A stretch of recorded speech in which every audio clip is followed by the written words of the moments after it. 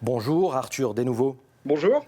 Vous êtes le président de l'association Life for Paris, l'une des associations des victimes des attentats de Paris du 13 novembre 2015. Et à ce titre, votre association sera partie civile du procès qui commence au Palais de Justice. Alors ma première question, dans quel état d'esprit vous trouvez-vous et qu'attendez-vous de ce procès ? Écoutez, l'état d'esprit, c'est que c'est une longue attente qui prend fin. On sait finalement depuis juste après les attentats qu'il y aura un procès un jour et on est content qu'il arrive enfin. Il y a évidemment une anxiété assez forte de savoir comment ça va se passer et je pense qu'il faut que ça démarre pour que la pression retombe un peu.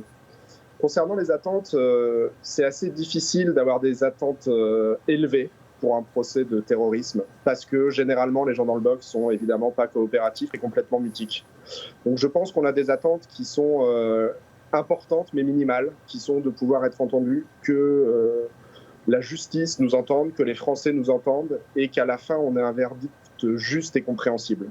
Mais en tout cas aucune attente concernant le comportement ou les informations que pourraient révéler les accusés.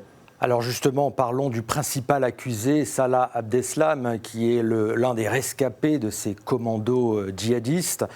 Salah Abdeslam, vous l'avez dit, s'est muré dans le silence depuis son arrestation à Bruxelles en 2016, quelques mois après les attentats. Il n'a pas l'intention de parler. Peu importe donc pour vous, ce procès doit avoir lieu. Ce procès, ce n'est pas que le sien déjà. Dans le box, on a la chance, entre guillemets, d'avoir plusieurs personnes qui ont participé directement au 13 novembre, que ce soit Abrini ou El Bakali. On a aussi Krayem, un djihadiste suédois qui a participé visiblement à la préparation et à la jeunesse des attentats en Syrie. Et donc, si vraiment on veut attendre quelque chose de ces gens-là, il n'y a pas que Salah Abdeslam qui est important. Mais je crois que l'enquête et l'instruction ont été assez fouillées pour que même sans coopération de la part des accusés, on arrive à faire jaillir une vérité intéressante. Alors y a-t-il encore des zones d'ombre dans cette gigantesque affaire, cette enquête ?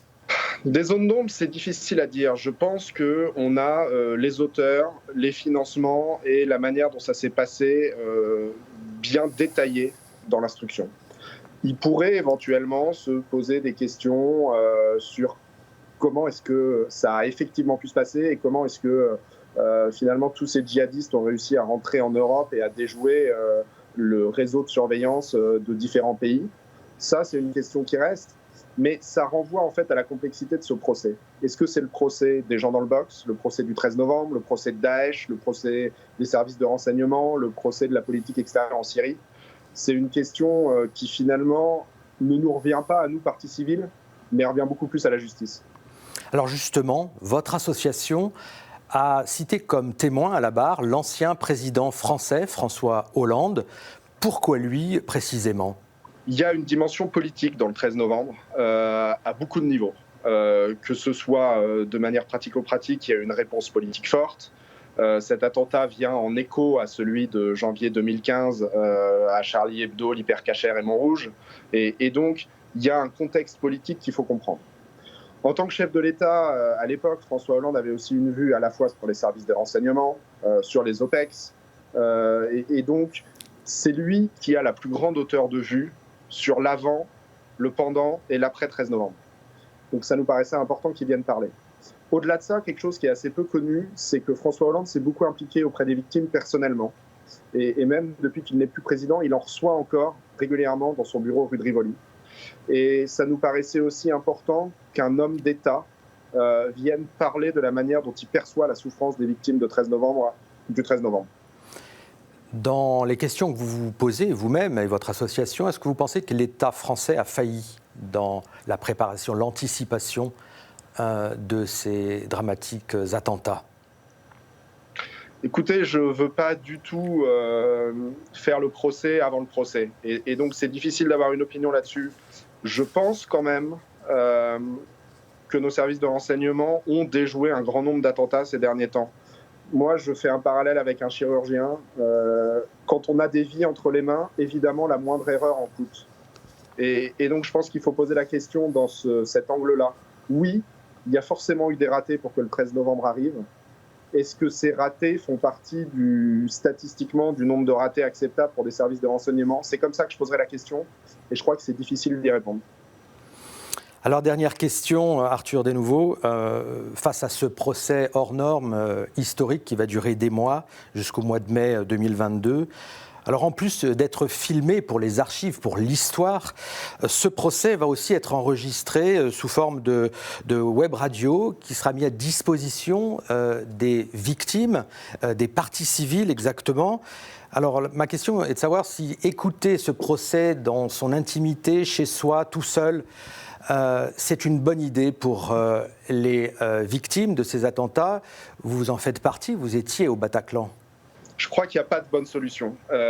Il faut reconnaître que la technologie fait que maintenant, les procès d'une telle ampleur font l'objet de live sur différents sites Internet, font l'objet de live tweets.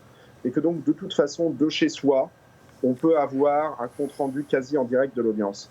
Et c'est en faisant ce constat, honnêtement, qu'on a eu la discussion avec la Cour d'appel de dire, écoutez, si les parties civiles ne peuvent accéder, quand elles sont chez elles, au procès que par ce biais-là, c'est-à-dire comme tout citoyen français, il y a quelque chose qui ne va pas. Et donc, il faut quand même leur permettre d'avoir un accès privilégié.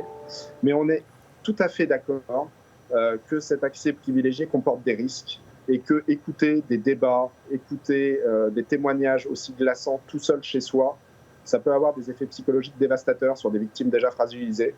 Et c'est pour ça qu'il y a un dispositif psychologique qui existe avec une hotline et des décrochages en région pour que toute partie civile qui écoute la web radio et qui ne se sente pas bien puisse parler à un psychologue proche de chez lui immédiatement. Merci encore d'avoir répondu présent sur le plateau d'Euronews. C'est moi qui vous remercie.